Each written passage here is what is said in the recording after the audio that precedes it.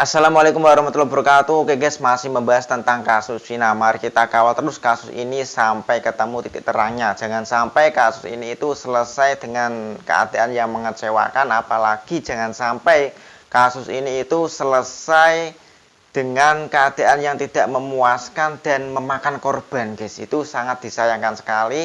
Jangan sampai itu terjadi. Maka dari itu mari kita kawal terus kasus ini sampai selesai guys. Oke, di video kali ini saya akan membahas beberapa kejanggalan tentang kasus ini, yaitu banyak sekali kejanggalannya. Oke, kejanggalan pertama pada kasus ini yaitu pada saat konferensi pers guys. Itu sangat disayangkan sekali guys, dan baru kali ini pada saat konferensi pers itu si pelaku tidak diberi waktu untuk berbicara guys. Kasihan sekali guys. Padahal biasanya pada saat konferensi pers itu semua pelaku baik itu pelaku kasus pembunuhan atau pencurian ataupun kasus yang lain itu pasti diberi waktu untuk klarifikasi apa yang sedang terjadi, apa yang dia pikirkan, mengapa dia melakukan perbuatan seperti itu. Lah seharusnya itu ada ungkapan dari si pelaku itu guys.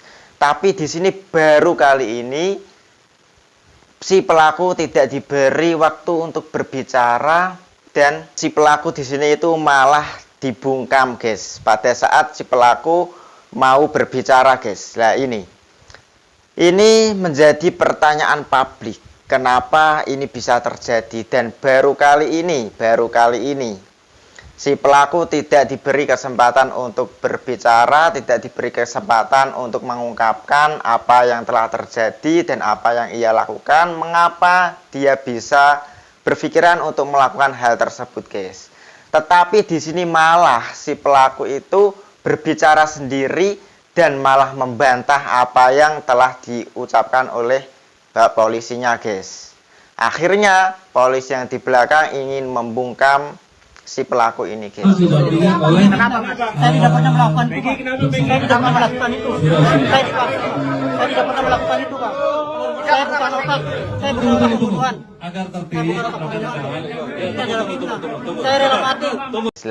Di sini sangat menjanggal sekali apa yang terjadi, dan menurut Anda gimana guys?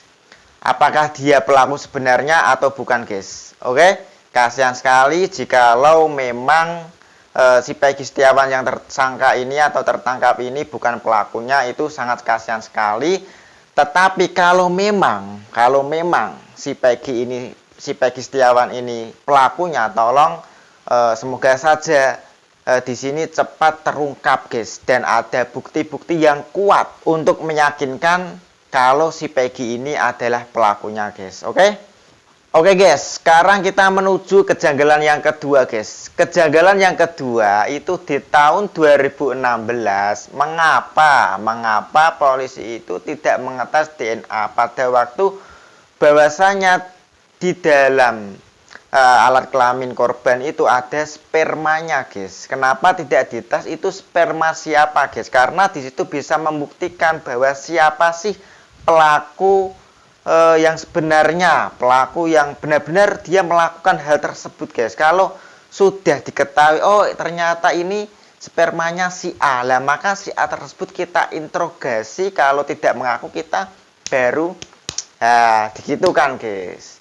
Tetapi kalau di sini kan kita tidak mengetahui itu sperma siapa, kita tidak mengetahui siapa orangnya, maka semua pelaku, semua tersangka yang sudah ditangkap itu memang tidak mengakuinya. Terus polisi juga nggak ada bukti. Nah gimana caranya kita bisa mengetahui bahwa itu adalah pelaku sebenarnya? Ini sangat susah sekali guys.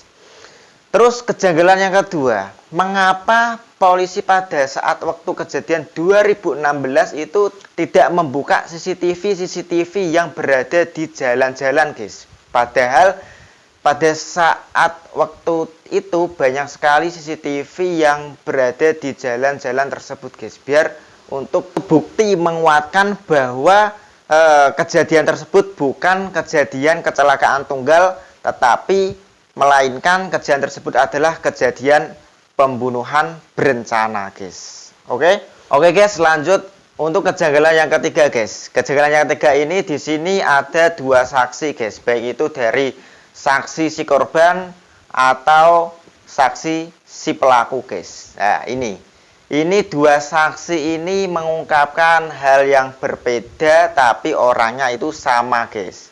Yang pertama itu saksi pelaku, guys, yaitu saksi keluarga Mas Peggy Setiawan ini, guys.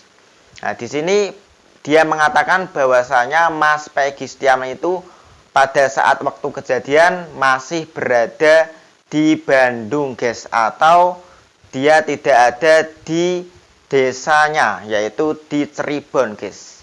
Dia berada di Bandung pada saat waktu kejadian. Dan di situ banyak yang mengetahui, baik itu dari keluarga Mas Peggy, teman-temannya, ataupun rekan kerjanya, dan waktu bangunan yang dibangun, rumah yang pemilik yang dibangun Mas Peggy itu, dia juga siap untuk bersaksi, guys. Terutama ayahnya Mas Peggy ini, guys. Beliau mengatakan bahwasanya pada saat waktu kejadian Mas Peggy itu berada di Bandung bersamanya, guys, bekerja sebagai kuli bangunan, guys. Dan di situ banyak saksinya dan semuanya berani bersumpah di atas Al-Qur'an di pengadilan nanti, guys.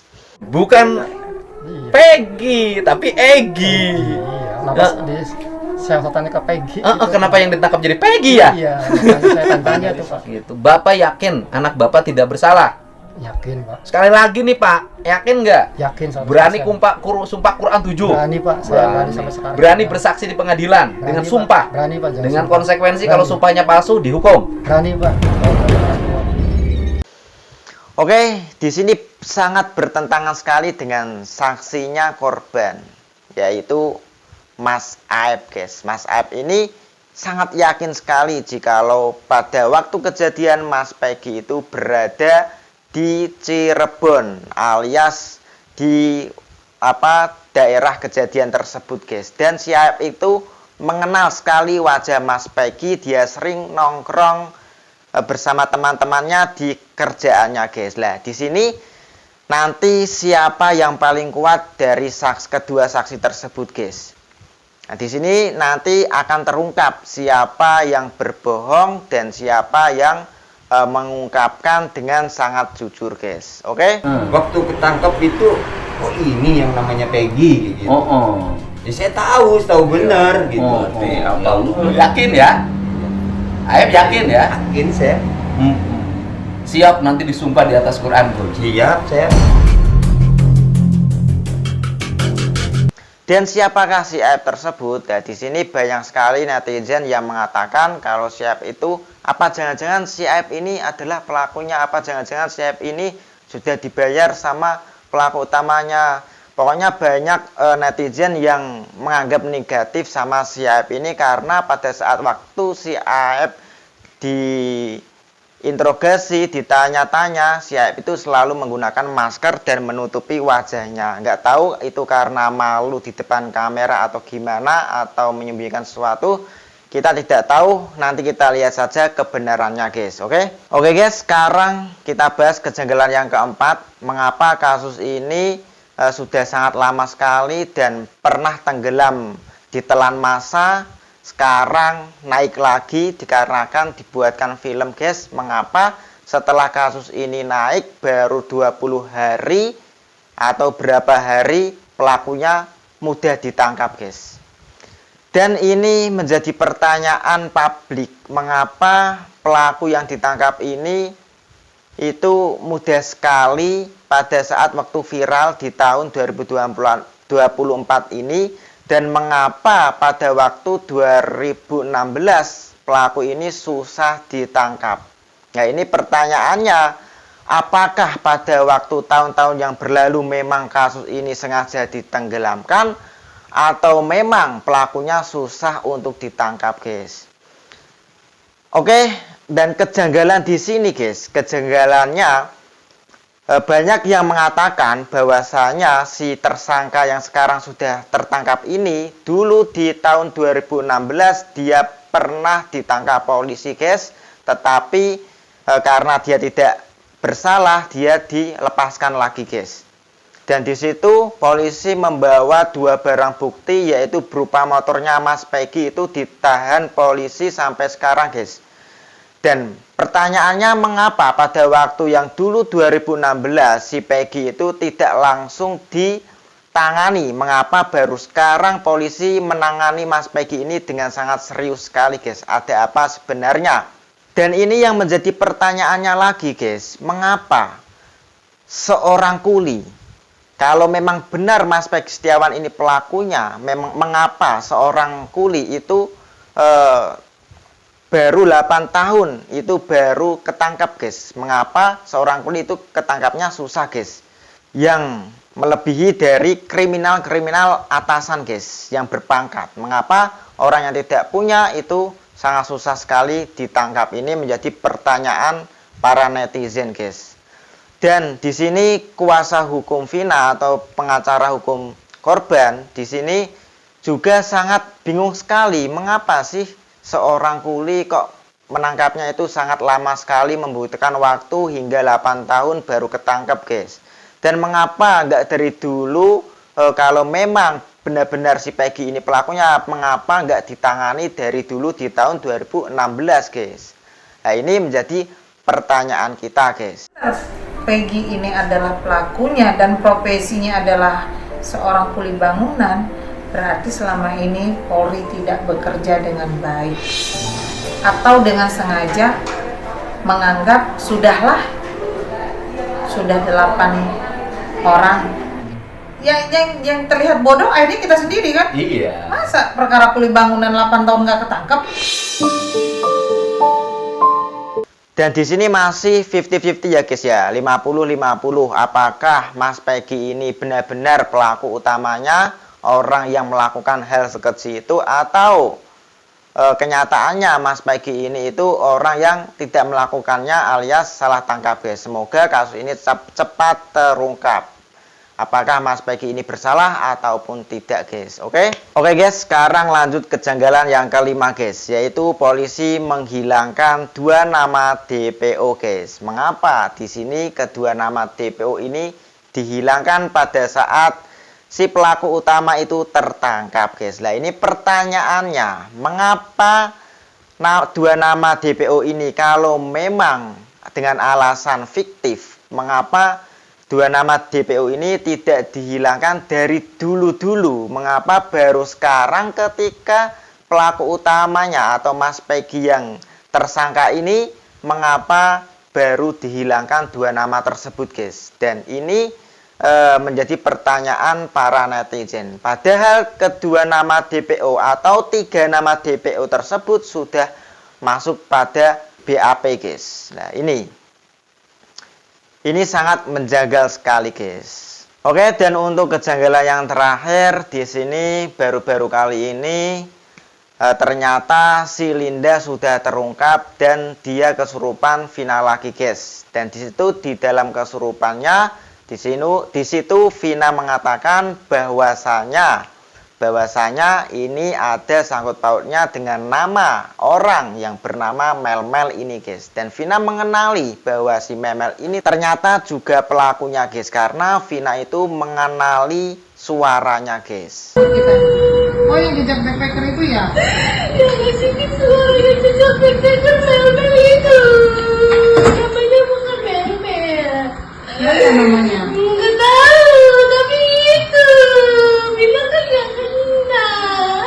Oh, dia ikut-ikutan juga salah satunya? Iya. Oke, dan sekarang alhamdulillah si Linda ini sekarang sudah berani muncul di publik. Tapi di sini kejanggalannya, pertanyaannya, si Linda ini tidak sesuai dengan foto-foto yang sudah viral yang dianggap dengan nama Linda.